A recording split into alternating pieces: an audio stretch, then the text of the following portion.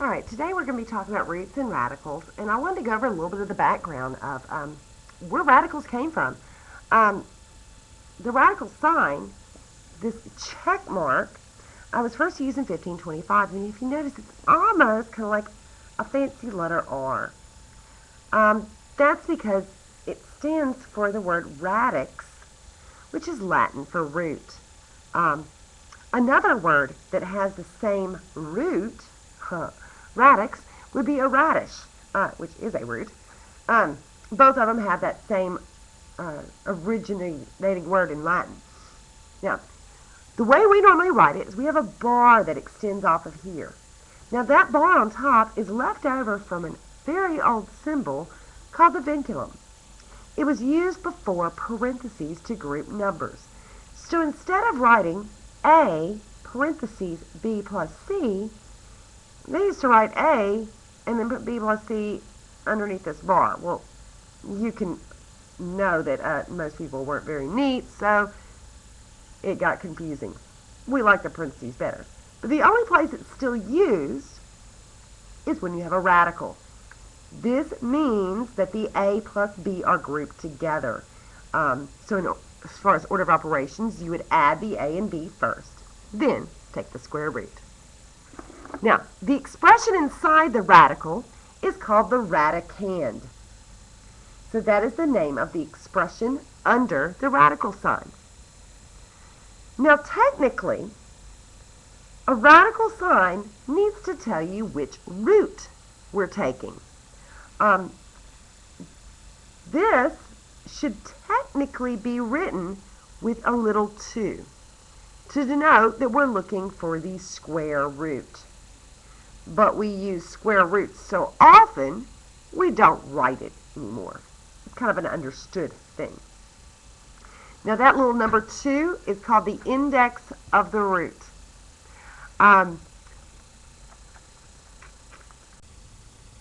So continuing, the index of a root tells you the type of root you have. So a square root means 8 being the square root of 64 means that 8 squared gives me 64. 2 is the cube root of 8 because 2 cubed gives me 8. 3 is the fourth root of 81 because 3 to the fourth power gives me 81. So whatever the index is tells you what kind of root you have. Now I want you to think about something real quickly. What kind of roots we can have? Can we take the square root of a negative number? No.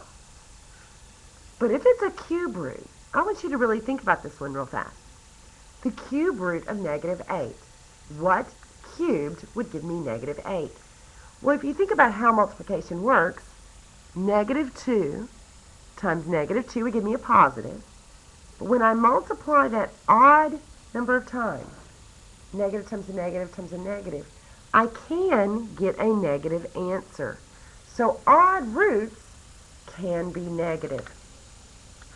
Now, there are two main things when simplifying square roots. And we'll call them the commandments of square roots. Thou shalt not leave a perfect square factor in the radicand. In other words, if it's perfect, if you have the square root of 4, if you know what it is, you should find it. And we'll show how you can use prime factorization and look for those pairs. The other big thing is we shall not leave a radical in the denominator. Now the reason behind that, a radical is an irrational number. An irrational number is a never-ending decimal that never repeats. It's ugly, it's gross, we don't want to divide by it. So we do what is called rationalizing the denominator. So now let's look at some examples of simplifying square roots. Okay.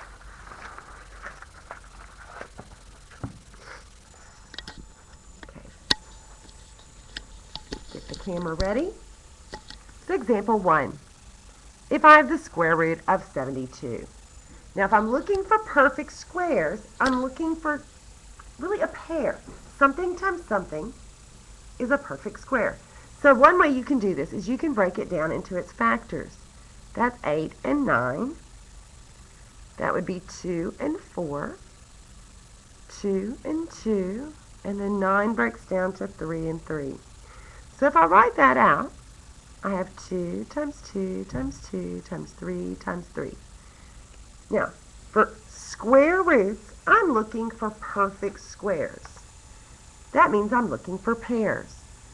2 times 2 is really 4. The square root of 4 is 2. 3 times 3. That is a perfect square. That is 3 squared. The square root of 3 squared is 3. And the 2 does not have a pair. So we get 6 square roots of 2. Now another way to think about this, what if we had realized right from the bat that 72 was really 2 times 36? Well, I can rewrite that as the square root of 36 times the square root of 2. 36 times 2 is 72. What is the square root of 36? It is 6. So there are shortcuts, if you see them, where you don't have to sit there and write out the full prime factorization. Number 2, square root of 540. Let's see, I know it's got a 10 in there, so maybe 54 and 10. 54, I think that has a 9 and a 6. And that has a 2 and a 5. Oh gosh, I think I might need to keep going. That has a 2 and a 3. 9 is a 3 and a 3. So let's list this one out in prime factorization because it is a bigger number. I've got a 2, 3, 3 and a 3, and a 5. Since we're looking for square roots, I'm going to look for pairs. Here's a pair. Here's a pair. And the 3 and the 5 don't have buddies. They don't have a pair. So they have to stay in. So I get 6 times the square root of 15. Now, for other types of roots, it'll tell you what kind of group you're looking for. So square roots, we look for groups of 2. Cube roots, I'm going to look for groups of 3. So if I break down 48, see, that would be 6 and 8, 2 and 3, 2 and 4, 2 and 2. If I wrote this out, I'm going to go ahead and do the prime factorization. I have 2, 2, 2, and 2. And then there's a 3. I'm going to look for groups of 3 because 2 cubed, that really represents 2 cubed. Well, 2 cubed, I'll take the cube root of it, I just get 2 back. The 2 and the 3 are not perfect cubes, so they stay under. Now, what do we do with variables? Let's look at this one, and I'm going to move it up a notch. Fourth root. Fourth root of 48, x to the 6th, y to the 8th. Now, I'm using 48 because we just used it up there. 48 was 2 times 2 times 2 times 2 times 3. X to the 6th really means x times x times x times x times x times x. And y to the 8th would be y times y times y times y times y times y times y. 2, 3, 4, 8. 8 of them, huh? All right. Since this is a fourth root, I'm going to look for groups of 4. Here's one. Here's one. Here's one. And here's one. Each group of 4 really means I have something to the 4th power. This really represents 2 to the 4th. When I take the 4th root of 2 to the 4th, I just get 2 back. The 4th root of x to the 4th is just x. The 4th root of y to the 4th is just y. 4th root of y to the 4th is just y. Now, since this isn't to the fourth power, it stays under. And then x times x is x squared. It just stays under. I can also rewrite this as y times y, which is y squared.